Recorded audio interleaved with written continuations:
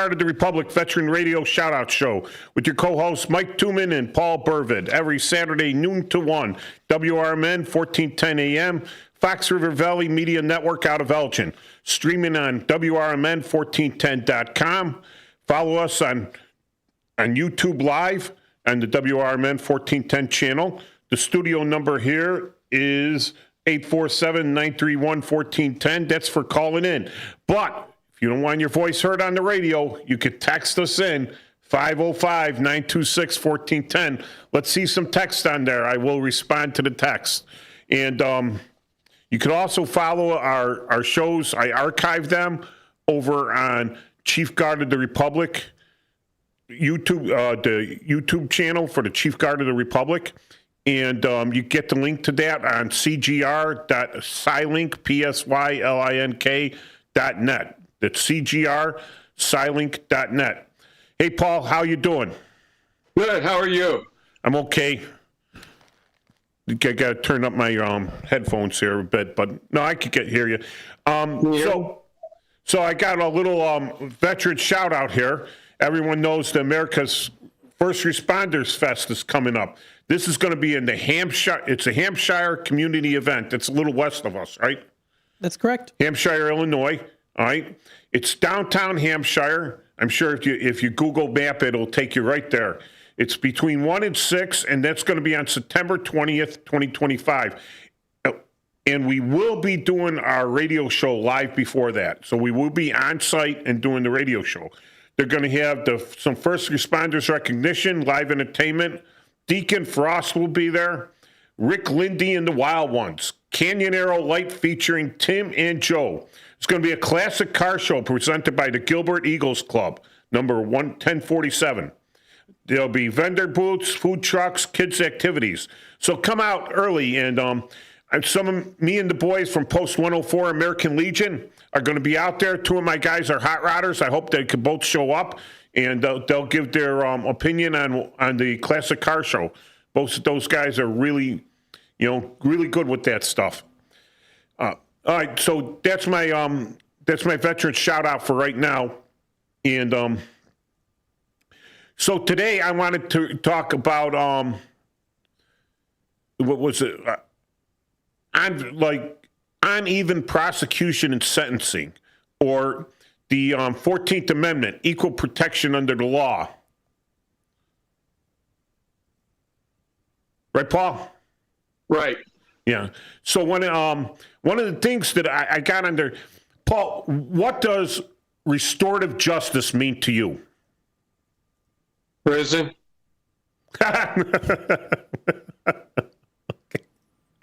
Well, to me, in the last 20 or so years, we've kind of had some social influences come in to our justice system, and there's some good things about it, and there's some bad things about it. One of the good things that came out of it is sometimes they have a thing called Veterans Court, where a guy gets a little bit, psychologically a little askew, and they do things like they get him counseling and stuff like that. And maybe he just went off the rails, through some real no fault of his. He couldn't deal with some things or whatever, and they get him the help he needs, and sometimes, it really helps. All right. Then there's also, I don't want to get into the vernacular, but there's the pavement princesses. Sometimes they have a court and a program for them, and they get them their GEDs, and then they get them some skills and training, and they kind of get them on the right path in life, and those are all good things, okay? But then there's these other psychological things that we get into that have no business being in court. We used to call them, I remember once I was in a meeting that's going back about 10 or 12 years, and there was an issue that came up with some young people, and it was like a supervisor's meeting, and at the time I was an acting supervisor. my whole last 2 years at the state. And this woman came up with this idea, and they call it a peace circle or a peace circle. Okay, and Peace circle, yes. Yeah, and she came from another state where where this was big, like a tribal thing and stuff like that, and basically you talk it out, and then you have your kumbaya moment and everything like that, and she was trying to promote that for an actual case we had going, and that didn't go over too well, and that's okay, but I've noticed when they do things like that, there's always blame affixed to the victim in something like that. And, or there's blame affixed to society. And I'm not a big fan of that. I think that as a person in society, we have to conform. We're not, a pride of lions, where we bite each other when, we want to send a message. We have laws, we have, morals. You should be taught by your parents. God forbid, if you don't have a parental structure, the school steps in, or, there's big brothers and big sisters, and there's after school clubs and things like that. And that kind of gives you a sense of responsibility and balance and stuff like that.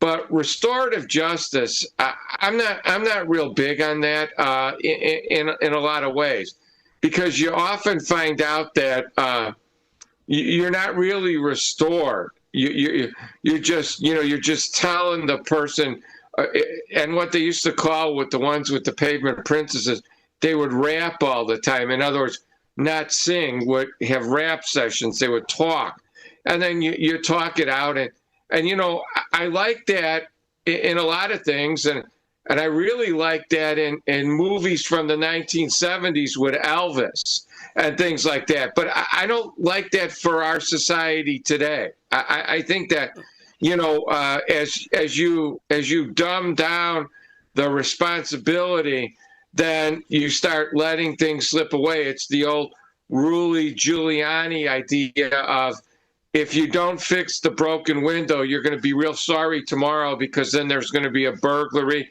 then there's going to be an assault, then there's going to be a murder.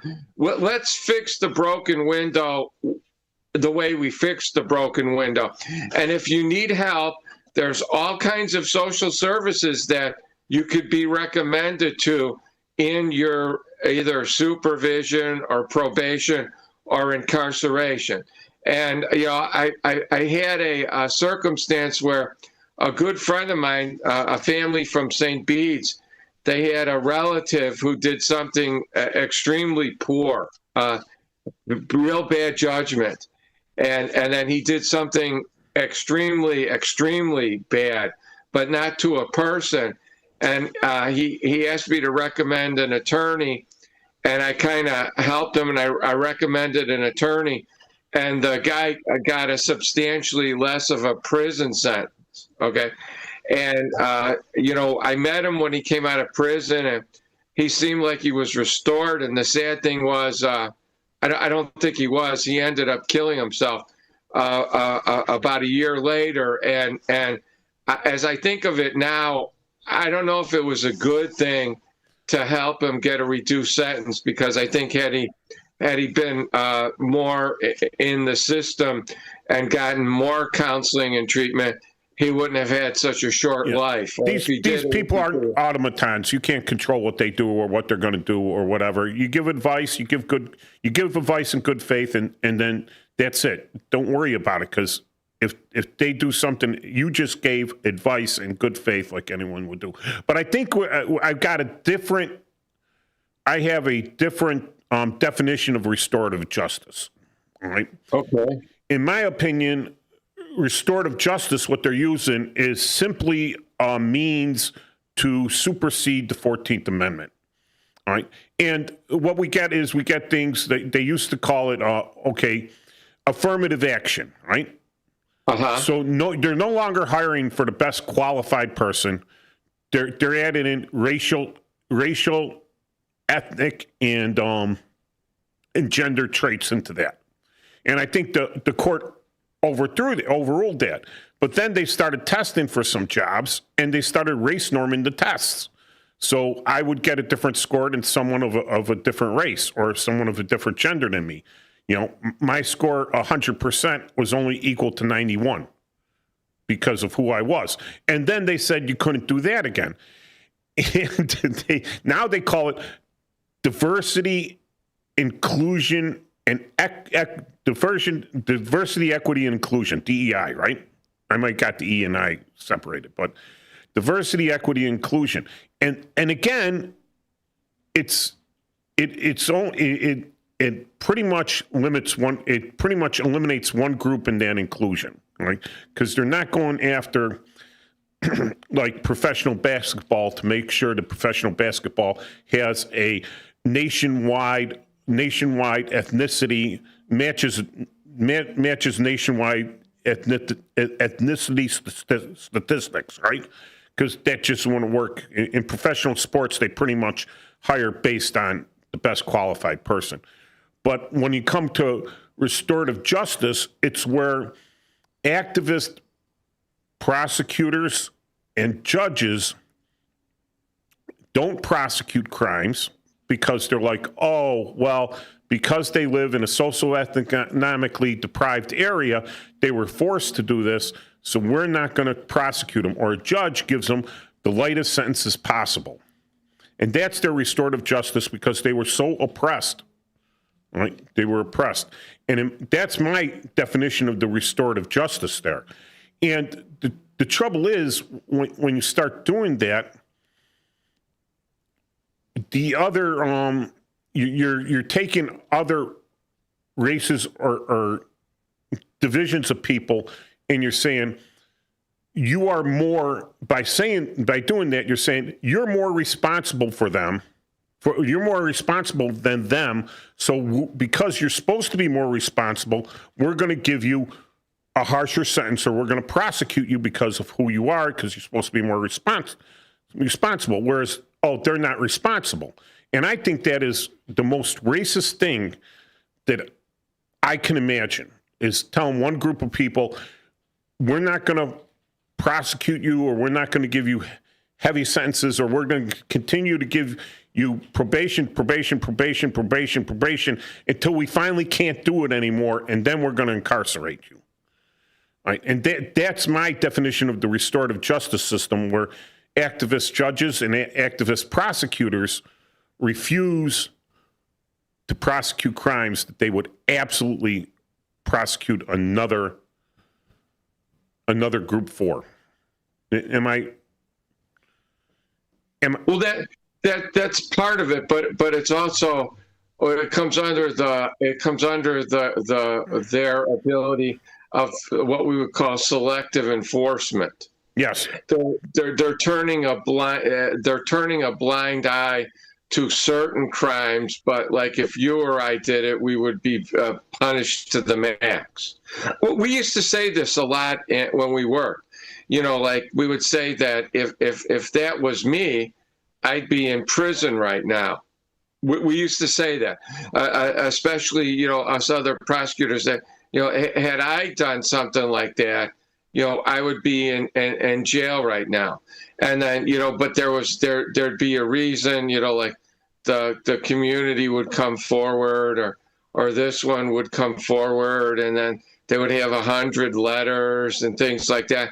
And, but if a good and solid person went off on a bender and he did it, he'd be looking at hard time right now. So we used to say, if that were you or I, we'd be doing hard time right now, not this guy, with them fighting to give him, probation with the first 6 months in county jail to make it look like he served some time, and then he only does 3 months, and then he goes and gets a certificate and he does 12 days, So you're right, but it comes under their title of selective enforcement and what, what's inherent in their job and responsibilities. Yeah, and I looked it up on the AI, the magic Google machines, right? And it's the prosecutors have part of their job is they have discretion. Yeah. Discretion in who they can prosecute. But when it's called prosecutorial discretion. But when it gets outrageously leaning to one side, who's calling that out? Nobody, because the quote the citizens are demanding it, or the citizens are requiring it, and it's funny you should bring this up, but I was up kind of late last night, and there's an issue with the guy that was high on the mushrooms that tried to turn the engines off of the jet. And he was prosecuted both federally and by the state. And he just got, I'm not talking federally, he pled guilty yesterday, but state-wise, he got 50 days in jail. And he's got to go around and speak to young people and student groups about the dangers of psychedelic drugs. But he was in a jump seat on another airline, and one of the responsibilities is, if a guy's in a jump seat, if something happens to the flight deck crew, he's supposed to be the pilot in command, even if he's from another airline. Well, this guy tried to pull the oxygen bottles and turn the engines off because he thought he was dreaming. But and he may have psychological problems, you would have to do something like that. But I don't know if 50 days is, when you had maybe 200 people's lives at stake. I could understand them charging them with attempted murder and then 50 counts. Them. 50 counts. Yeah, well, yeah, but 50 days? Well, then what they're going to say is, a year of thinking about it should be good, but 50 days, and maybe with good time you get off in 25 days. But that's what we are. We've morphed to the thing where we care more about, and to a certain extent, I've always had this problem. It seems like the defendant, and rightfully so, because they're at jeopardy, they have more rights than the victim. But who speaks for the victims? The prosecutors are supposed to be doing it. That's what the state's attorneys are supposed to do. But they've just become another voice for the defendant, I think. Yeah, depending on who the defendant is. Again, if I was on that airplane and I started, trying to release the safety door or got up out of my seat, smashed into the pilot's area and said, "Hey, I'm going to take control and fly this down," I'm done. I'm in the deepest, darkest hole, and I've never seen again. Look at what they did to people that just merely walked into the Capitol building. Right. Threw them in the deepest, darkest hole, never to be seen again. And I think that's where I think we need, an interpretation of the 14th Amendment, not just equal protection under the law, but equal protection for people under the law. All right. Look at it this way. They had it's not a law, right? It wasn't a law. It was policy that they weren't going to prosecute shoplifters for anything below what? Well, it was a huge amount of money. It was like $10,000 at one point. Yeah.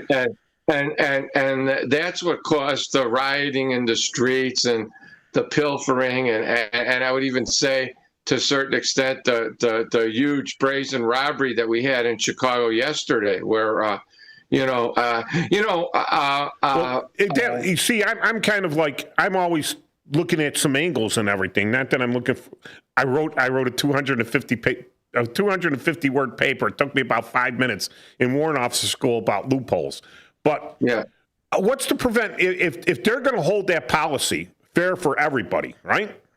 What's to prevent me from going to a coin shop or a gold shop or one of these places, smashing in, grabbing the thing, tossing it to a friend who's going to hide it somewhere, and then getting arrested and getting not charged and going out and hitting another one and hitting another one and hitting another one until I got $1 million worth of stuff one after another and never been prosecuted or touched because, oh, it's not our policy. Because little amounts could add up, right? So why can't I take advantage of that? And people went out and literally took advantage of that. I can okay, so when we're talking about the juveniles and they were doing peace circles in Area 3, right, for the juveniles. And we had some great youth officers that were forced kind of to set this up because they're just following department policy and state's attorney juvenile department policy and everything. And they're trying to keep these kids out of the courts because the schools are having them locked up for, if they don't like the kid, they have them locked up. If they like the kid could do no wrong, torturing everyone. They're picking and everything. They're trying to keep it out of the courts. And with the juveniles it's a matter of intent, right?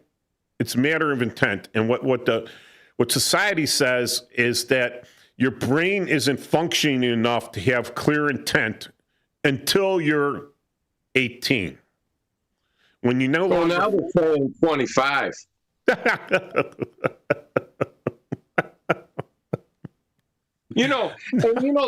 This is what's totally unfair because when you think about it, if that's the case and that's the standard, then Billy the Kid isn't a bad guy. Do you understand what I'm saying? He didn't have the mentality to form. He was right. That's what's crazy about this. I've had judges who I knew would say this stuff, and it just doesn't fly. It doesn't fly. But Billy the Kid wasn't a bad guy. Somebody else wasn't a bad guy. They are. Well, face it. The thing is, you want the test of whether they know right or wrong. If they're arrested for battery on an old lady, punch them in the head and see if they cry. Right. Oh, you shouldn't have hit me. Oh, so you knew that was wrong. Okay, charge him with aggravated battery on that old lady as an adult. Well, he knew what was right and wrong. Obviously, he admitted to it. But, that's what something in the 14th Amendment, something has to be sitting there to control, like, prosecutors, where it's like, hey, some of this stuff absolutely has to be prosecuted. It's almost like you have to have a jury, a grand jury for every single crime out there that's going to say right away whether you're going to prosecute it or not, and then hold the state's attorney's feet to the fire. All right, we'll be back for the next quarter of the show. For this, I feel I don't have to do the lead-in for real, but I'll do the lead-in for the text. Why doesn't someone text us at 505-926-1410? 505-926-1410. Text us with a question, how you feel about this. We're talking about some restorative justice and the 14th Amendment. And, all right, so Paul. Brendan is out there. He says hi. And Dennis says, he keeps telling everybody, stay out of the legal system. That's your best bet. And absolutely. Right about that. Absolutely. I did 27 years as a detective, and I'll tell you one thing. I'm terrified of the legal system. Absolutely terrified. Totally. When it comes to me, I see it's totally unpredictable. I'm like, ugh. I don't want to scare people. That's not what the show's supposed to be about. But I will admit that the reason that I don't commit crimes or that they don't catch me committing crimes is because I don't want to be involved in the legal system so much as a parking ticket.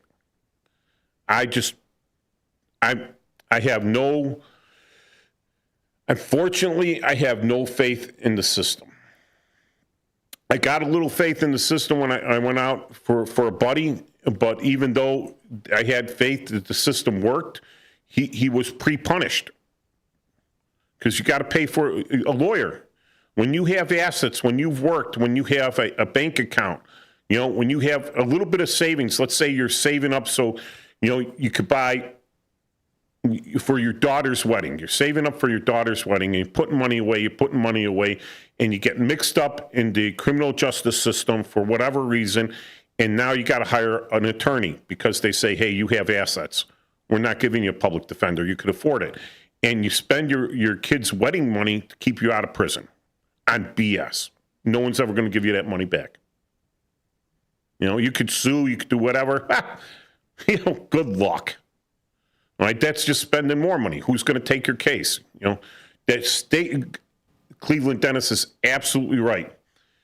If you want if everyone worked very hard to stay outside of the legal system, what a peaceful place it would be, huh, Paul?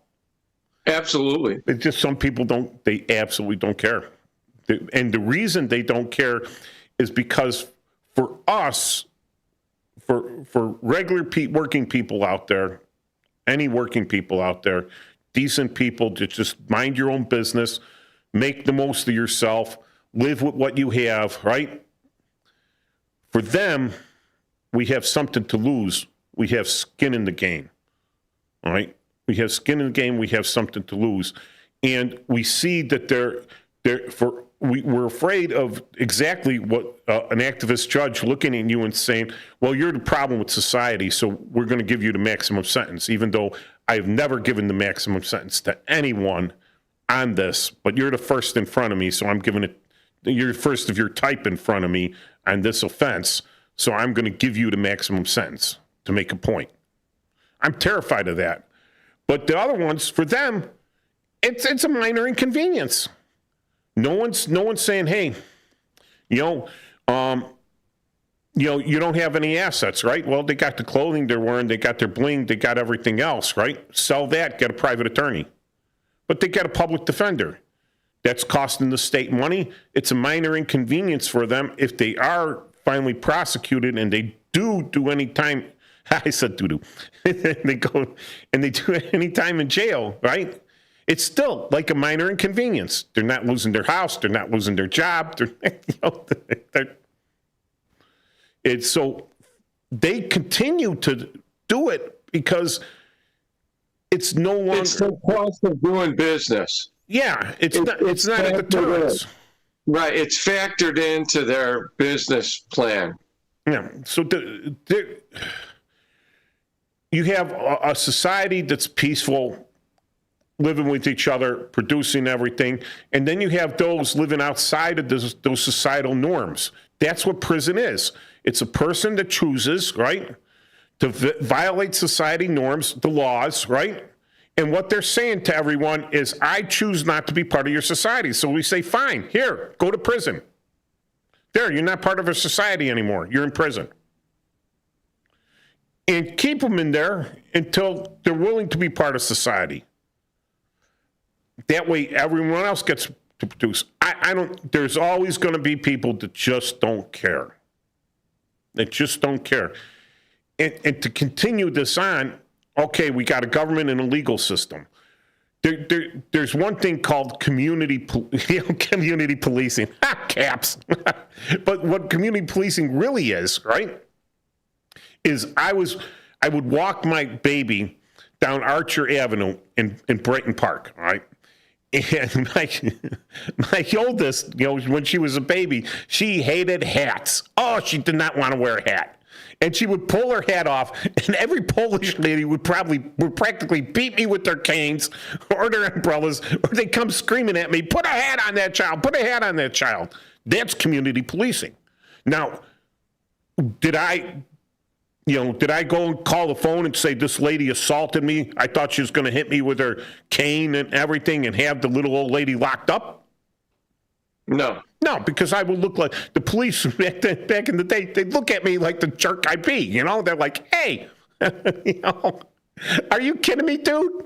Now, fast forward, there's my favorite grocery store, the only one I could stay in for more than like 5 minutes because every other grocery store in the world gives me heebie-jeebies.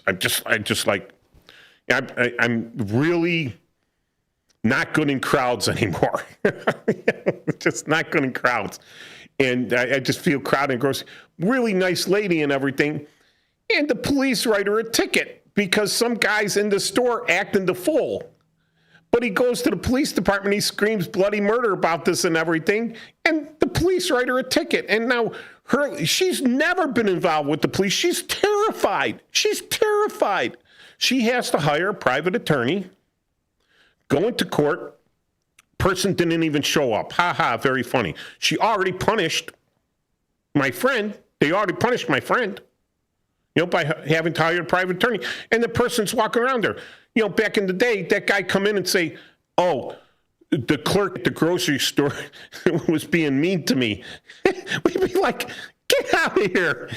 Don't go to that grocery store anymore, dude. But no, they're the victim, And Paul, do you think the pendulum's going to swing back the other way? It used to, and it traditionally goes back, but I don't think it's going to go back to the way where it traditionally was. I think it might get more to the middle to be maybe neutral, but, I can't see it going back to more like what it was, more rational timing and stuff like that. I just don't see it, but, I don't want to be pessimistic either. I want to be positive. And, we could hope, but, again, you just don't know, and another thing is, I have friends that are teachers, and they have these assignments and they have these things, and, they have this assignment to talk about maybe, say, ethical business practices and stuff like that. And it has nothing to do with the United States. It has nothing to do with the United States. But yet you might get a respondent that views at it, like my grandparents were slaves and, this is exactly what my grandparents went through. And it has nothing to do with that. Everybody looks at something from the perspective of their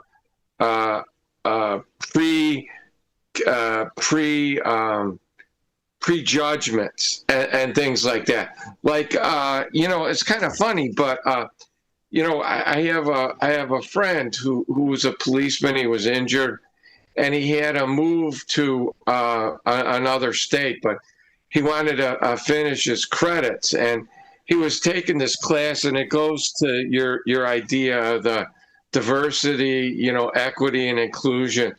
And they make these people he needed one class, and to get a degree, he had to take this class, and you would not believe the crazy stuff they were telling him. All right. And it's all false, and what was happening was, I happened to be with him a couple of times when he was, taking the lectures and stuff like that, and all this stuff and craziness. It was just crazy, And he said, I can't. I'm not going to finish this degree. I can't do it. And I said, no. I said, you know what?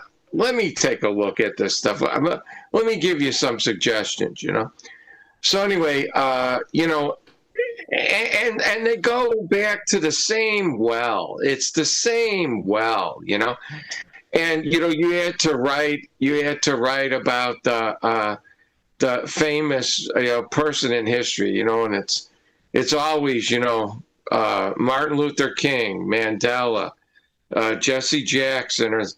I said, well, why don't you break the mold? And he goes, what are you talking about? I said, you mind if I do some research for you and collect it? And it turns out we even talked about it on the show.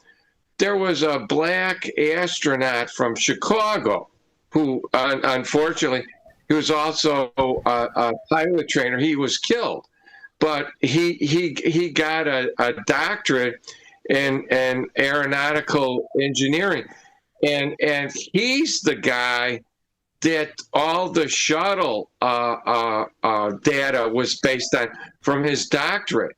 And this guy, even though he was an astronaut, he never went into space, but he was part of the Corps, gets killed in a prior accident. But it's because of him. And he was black, and he was from Chicago. I said, write about him. And he wrote about him. And the professor, who was, a minority, and, they had never heard of this. And yet this guy's Caucasian.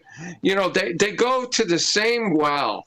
They talk about the same thing, but yet they don't, if people knew about this guy, he grew up in the housing projects, he was a genius. Okay. That would inspire people. But we don't do that anymore. We just go to the same thing. We go to, they're poor. There was nobody poorer than this guy. Goes to the Air Force and things like that. Nobody was as downtrodden as this guy. Yet he didn't stick any little old lady up. He didn't bust any windows. He worked his way. He did it the old-fashioned way. He got into a system which I don't think was too egalitarian when he was in it in the 50s and 60s, and he rose to the top. And that's what we should be talking about. Not some mope that's knocking people over and then becomes a community activist 2 years later. Okay, we don't talk about people that mean something. We talk about the same crap all the time. Yep. And that's why we're not getting ahead. What we're doing is we're walking in the same rut, and it's going to get harder and harder for us to get a ladder to climb out of it because we don't spend time doing that. You know what? And I've got to say it, it's happening a little bit. In Chicago, it's happened slowly. And to talk about, one of the things I want to lead into is you talk about equal protection under the law. So now we're going to have federal officers coming in to Chicago. I don't know if the National Guard's going to be with them or which National Guard, or federalized troops are going to be coming down like the Shore Patrol from Great Lakes. They're federal troops. Some MPs or military police coming in, from one of the other forts or whatever to provide protection. So let's say you got two 18-year-old soldiers on active duty, and they're escorting a immigration customs enforcement, and he's got a search warrant for something that was smuggled in. Let's just say something as thing as fake Rolex watches, in a warehouse. They got through customs, but there's a ban on them, so they got a warrant for this, and he's going there, and all of a sudden he's jumped by a crowd that says, "Hey, this guy is ICE," and they outnumber the two poor guard guys who may or may not be carrying ammunition or are very unlikely to shoot a citizen, right? They've been indoctrinated not to do that for this. And then the Chicago police are standing right there with a sergeant and a lieutenant and, 4 guys with them saying, "Oh, the mayor said we can't help those guys out." So now they're not giving them equal protection under the law because they are citizens and they are people in Chicago. They may even be residents of Chicago that aren't going to be protected because of the mayor, what the mayor said. So he's violating the 14th Amendment because here's the thing, what they got. These aren't mercenaries, Paul, right? They're citizens too. The police are citizens too. They're community members, right? You take a cross-cut of all the police, right?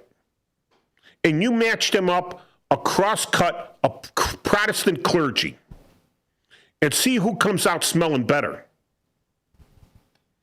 Take all the preachers, the West Side and South Side preachers, right? The storefront preachers. Take them all, match their criminal records against the police. Have them all take psychological exams, see who does better. Right? But here they are, what you call it, not besmirching, they're demonizing. They're demonizing the federal agents. They're going to demonize the National Guard. They're going to they've already demonized the police, and they're having a hard time digging themselves out of that.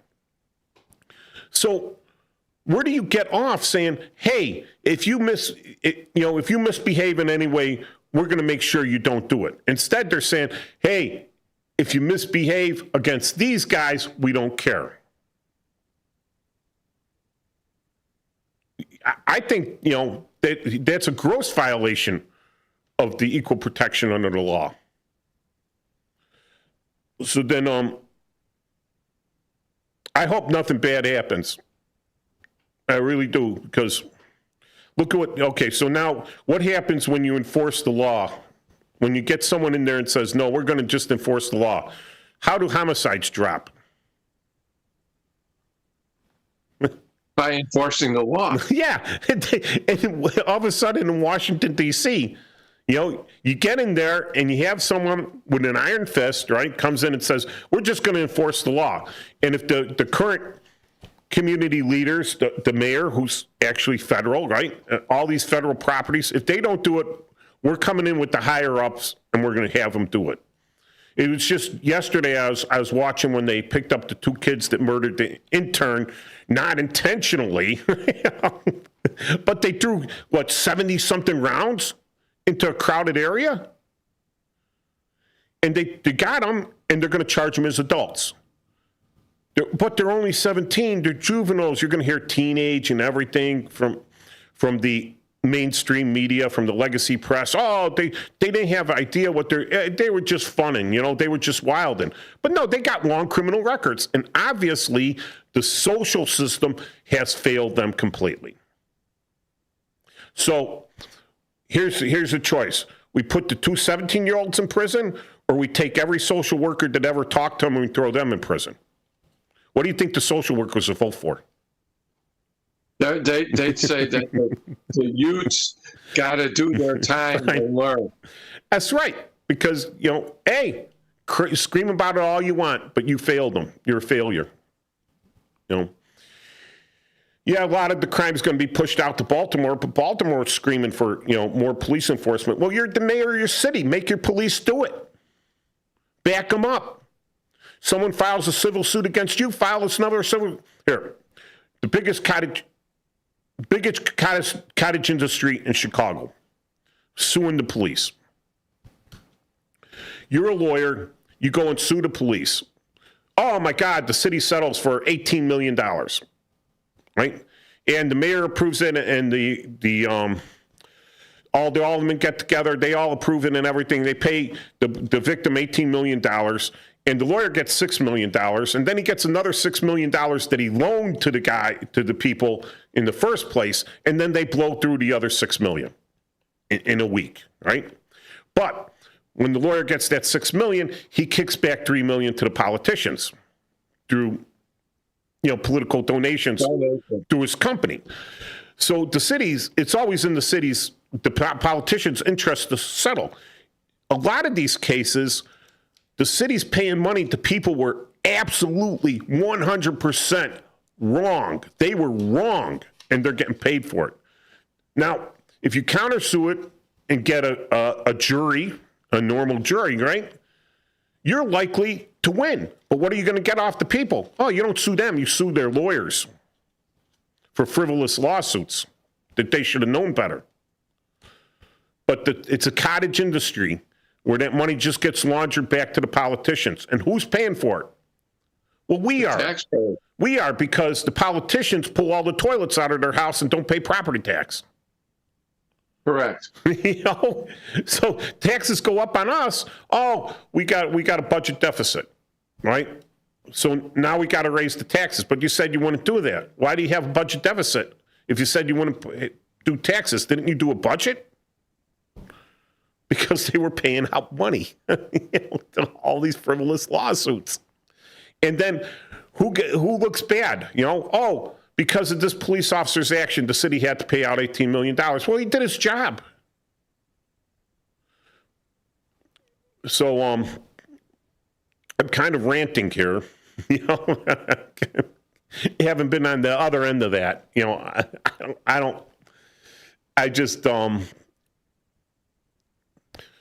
So when they talk about, when you get to the prosecutors, right, with the head state's attorney, right, and they set policy, right, Paul? That's correct. So you work for the head state's attorney. There's one, and you're an assistant state's attorney. And you got the Cook County state's attorney or whatever, they set the policy. And they said, oh, well, they were elected by the public. What do you think the turnout is for a local election?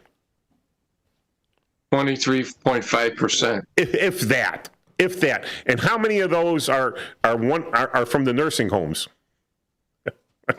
Maybe 4%. Yeah.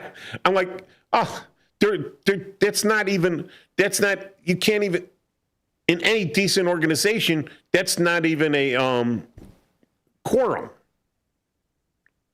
You know, you can't, that's not a, what's the word for it? A mandate.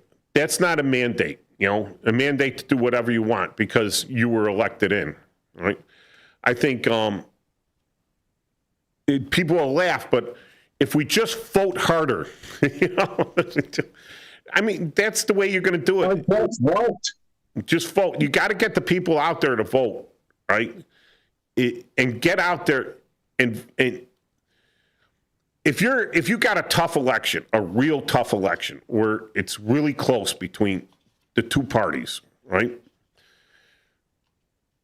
And you're not going to, if you're not absolutely sure, you're not going to throw money away on that, right? But if you have ulterior motives and it's not even close, you'll throw money at that thing, at that person, at that party or person, and they will seemingly be beholden to you.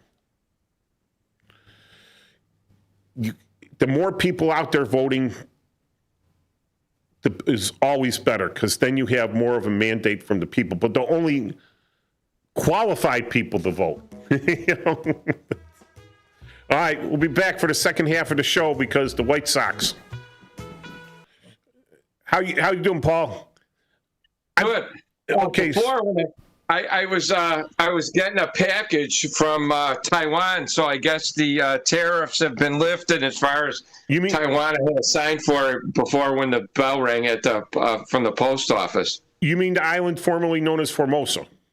I do. Okay.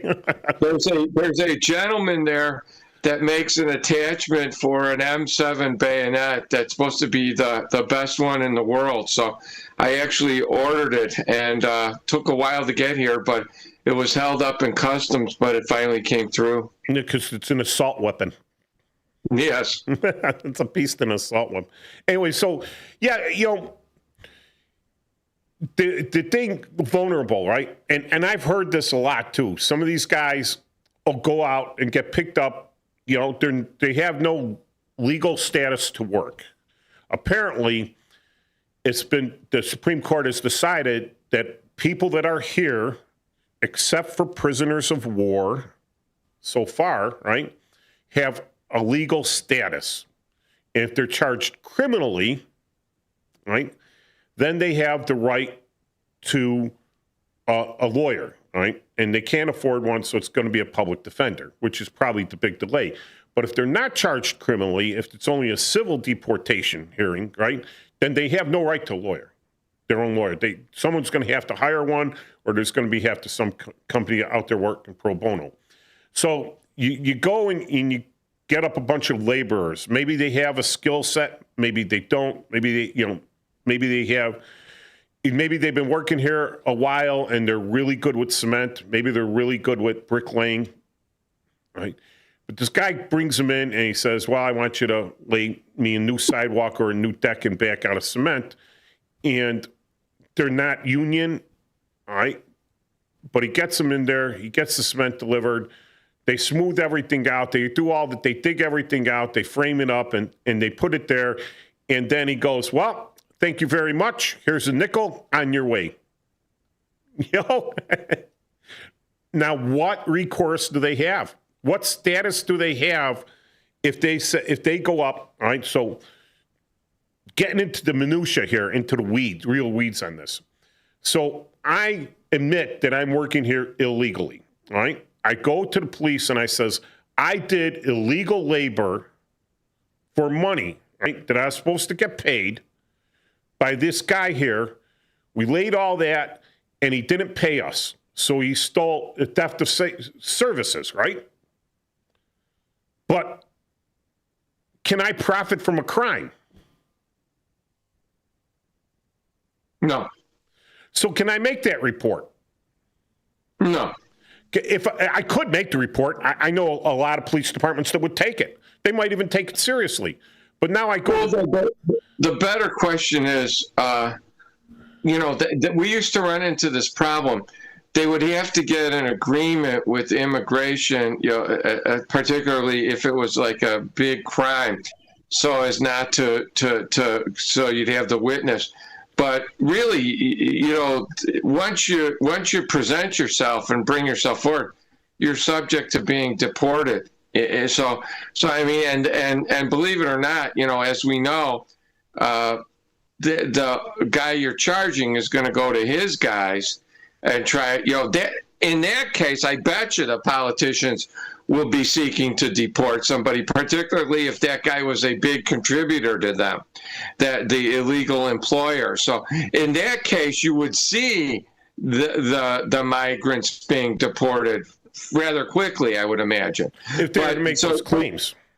Right. So you would have them. So that's why that goes nowhere. That's why they call them probably victimized. But, again, the stories that I was hearing, though, was that they extorted the employer, and then the employer paid him for the day, and then they never brought him back to the job site again, and they told their wives, find something else, give money to the church, get them food, clothing. I'm not hiring them again. So, I mean, they actually, they were running a scam, which is interesting because I'm sure they ran it in their own country before that. So, I mean, it's just kind of wild. But again, it's a problem we should not have had. It's a problem that was engineered by some politicians to benefit something, and it's a problem we should not be having. And it's something we shouldn't have to be dealing with. The massive biggest difficulty is, I would say, if you were to have 90% of politicians sit against an average 12-year-old chess player, he would beat them all. The 12-year-old. The 12-year-old. Because they don't have, they are incapable of seeing, we have billionaires incapable of seeing secondary and tertiary effects of their policies that they make on a whim, right? So, or you say you make a gun law, you make a policy. Well, what are the weird ones? The assault weapons thing. And now, wait, you could put a bayonet on an M1, and every guy in the Legion carries an M1. So does that make an assault weapon and make us all felons? Shouldn't. Yeah, I know, but they say, hey, if we bring in these illegal aliens, right, or we bring in undocumented, we don't bring them in.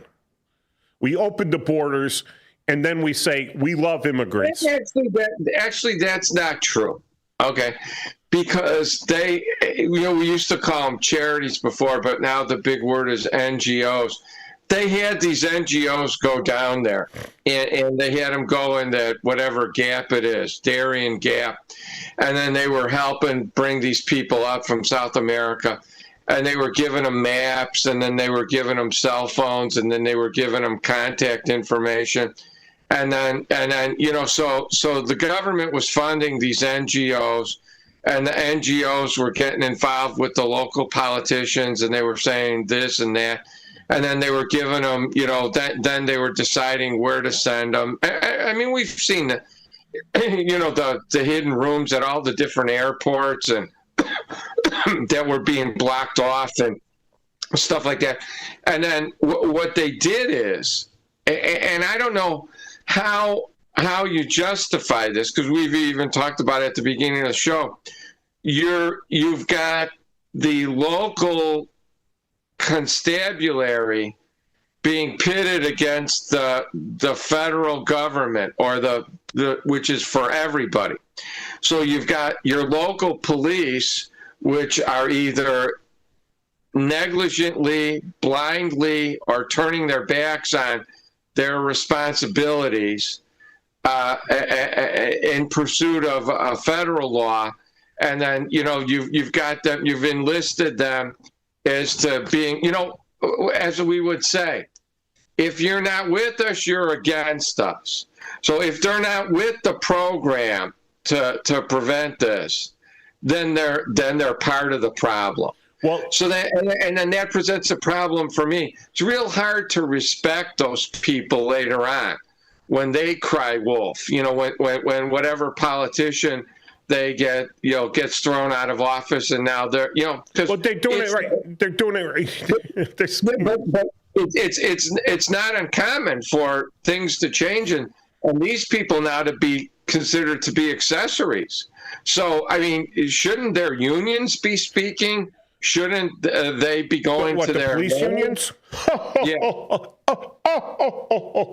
You made it funny there, Paul. Coming forward, I mean, you would think. You would think. You really would. Here is the anxiety, the PTSD of being a police officer. All right, you sign up. There are always the flyers out there. All right. But you sign up to enforce the law. You say, hey, I'm a good guy. I can enforce the law. All right? I want to enforce the law. And you see what's good for people. You're in there in the mix. You're down on the ground floor.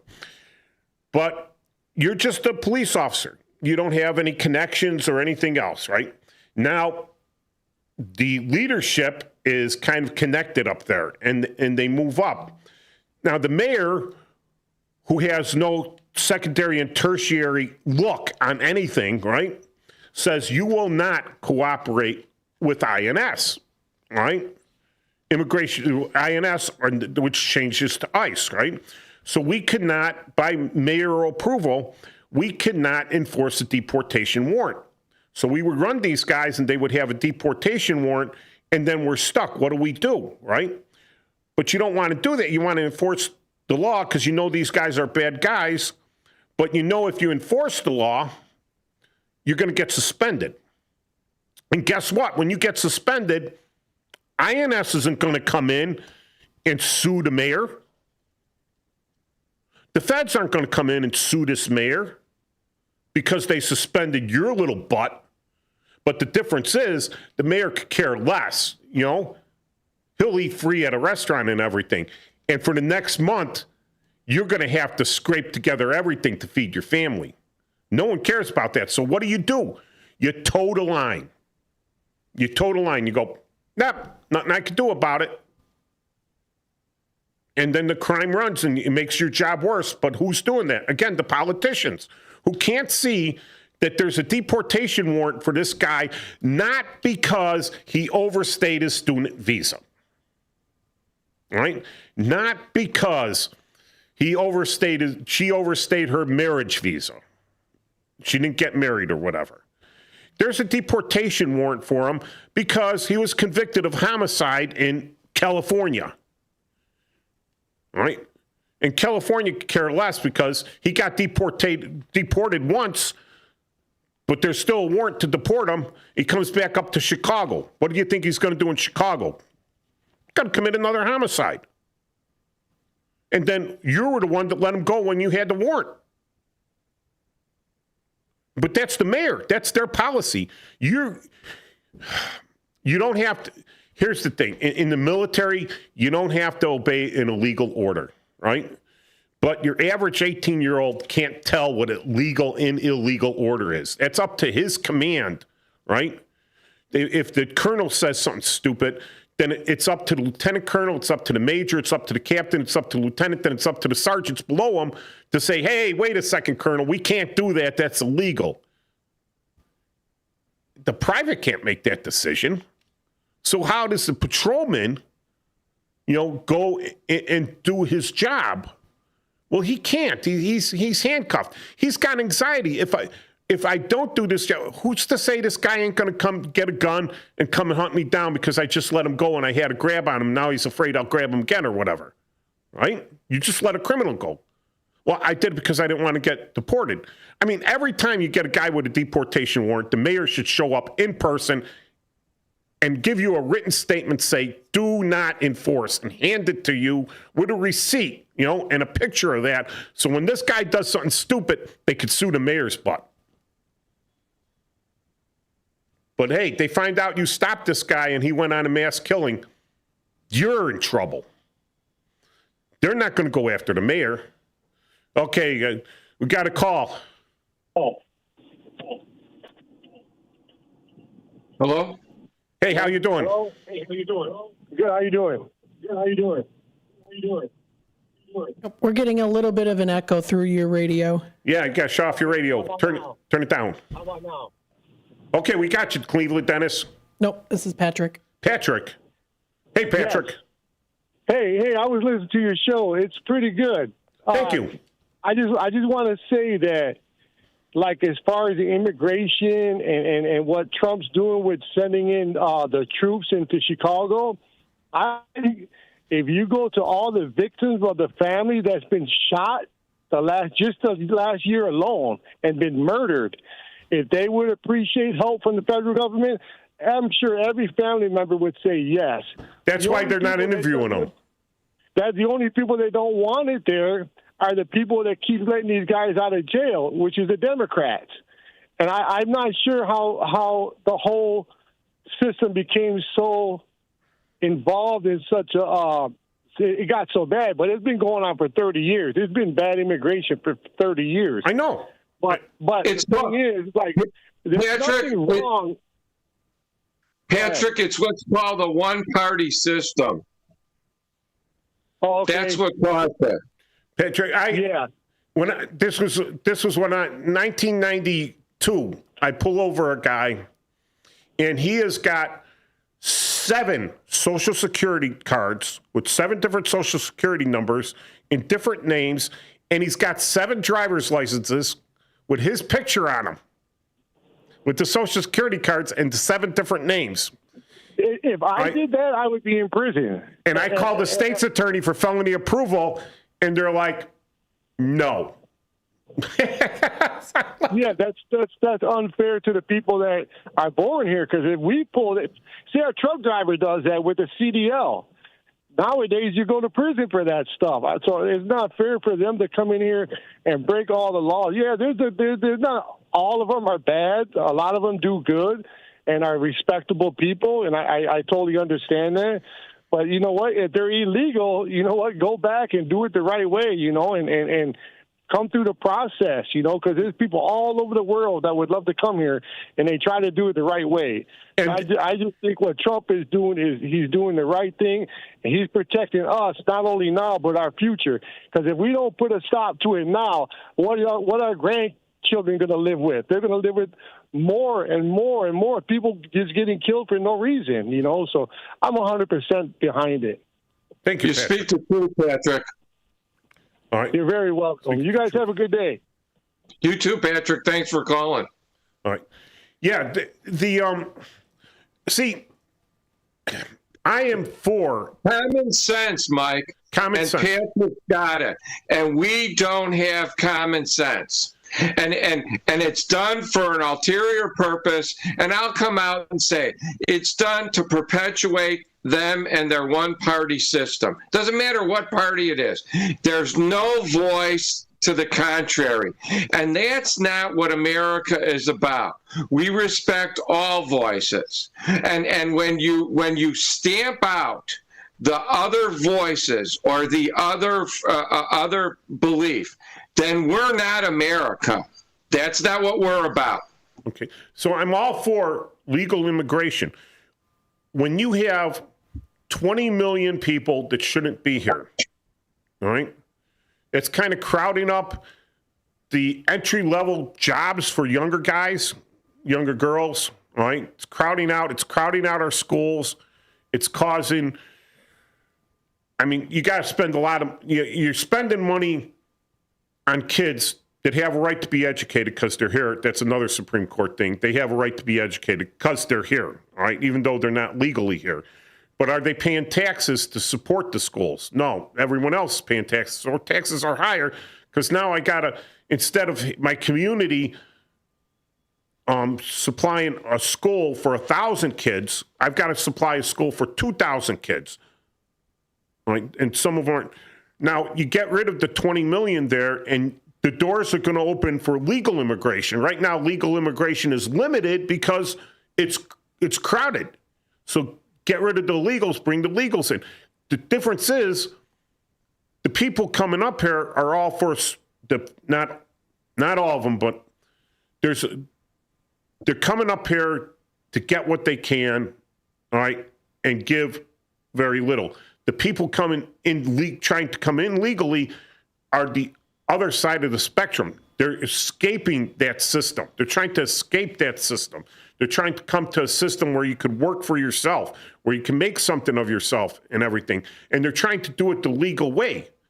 So when they get over here legally, you think they're going to ruin that and risk deportation by being criminals after spending. No.